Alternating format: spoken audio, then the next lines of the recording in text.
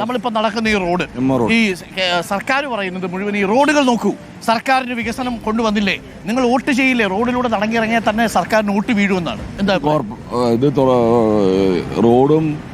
റോഡുകള് കഴിഞ്ഞ കാലഘട്ടങ്ങളിൽ വളരെ മോശം. പറയാൻ പറ്റുന്ന റോഡ് കോർപ്പറേഷൻ്റെ ആണെന്നല്ലേ? കോർപ്പറേഷൻ കഴിഞ്ഞ വർഷം LDF ആയിരുന്നു.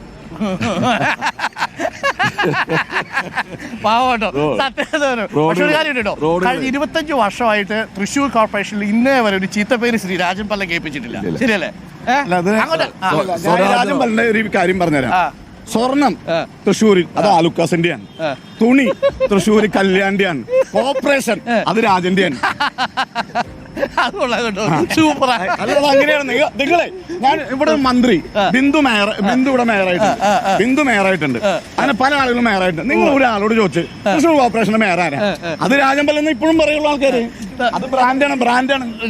വലിയൊരു ടാഗ് നമുക്ക് സൈഡിലോട്ട് നീക്കാം. ഒരു ടാഗാണ് പറഞ്ഞിരിക്കുന്നത്. തൃശ്ശൂരാണോ അത് രാജൻ പല്ലനാണെന്നാ എന്താ അഭിപ്രായം? അതിൽ സംശയിക്കണ്ട.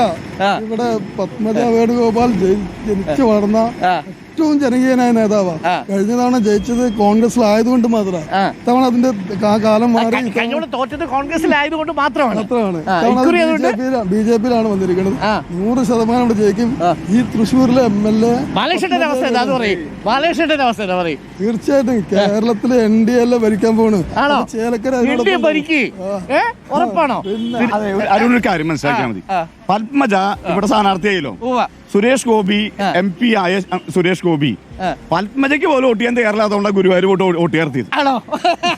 അതൊരു ചോദ്യം കേട്ടോ. അതെന്താ മറുപടി? എന്തുകൊണ്ടാണ് ഗുരുവായൂർ പോയി വോട്ട് ചേർത്തത്? സുരേഷ് ഗോപി ഇവിടെ പത്മജ ജയിപ്പിക്കുകയാണെങ്കിൽ ഇവിടെ വോട്ട് ചെയ്യേണ്ടതാണ് അല്ലേക്കരുടെ ചോദ്യം. അദ്ദേഹം ഇവിടുത്തെ വീട് ഒഴിഞ്ഞു. അവിടെ സ്വന്തം ഫ്ലാറ്റ് ഉണ്ട്. അപ്പൊ അവിടെ പോയിട്ട് വോട്ട് ചേർത്ത്. അന്ന് ഫ്ലാറ്റ് ഉണ്ടായിരുന്നു. ആൾ കോൺസ്റ്റന്റ് അല്ല. ഈ രണ്ടുപേരും കോൺസ്റ്റന്റ് അല്ല. അത് അവർ അങ്ങോട്ടും ഇങ്ങോട്ടും മാറി മാറി നിൽക്കാൻ. ഓക്കെ, അപ്പൊ എല്ലാ നേതാക്കൾക്കും ഗംഭീരാണല്ലോ ഇത്തവണ. ബ്ലോക്ക് പ്രസിഡന്റാണ്. ബ്ലോക്ക് പ്രസിഡന്റാണ്. 100% ഇവിടെ ജയിക്കും. 100 സീറ്റ് കിട്ടും കേരളത്തില്. തൃശ്ശൂര് രാജൻ പല്ലൻ പിടിച്ചിരിക്കും. രാജൻ പല്ലൻ അറിയാത്ത ഒരു കൊച്ചുകുട്ടി പോലും ഇവിടെ ഇല്ല. കൊച്ചുകുട്ടി പോലും ഇല്ല. എല്ലാവരും അറിയും.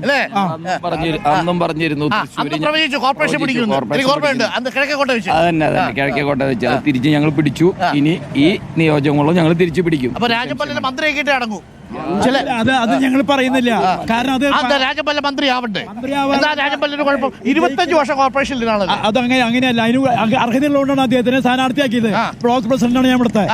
അദ്ദേഹത്തിനെ സ്ഥാനാർത്ഥിയാക്കാൻ കാരണം ജനകീയനാണ്. അതുകൊണ്ടാണ്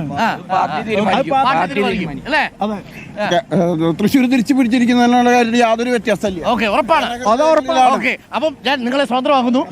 ആ പശുവിനെ കൊടുക്കുന്ന കാര്യം നമ്മുടെ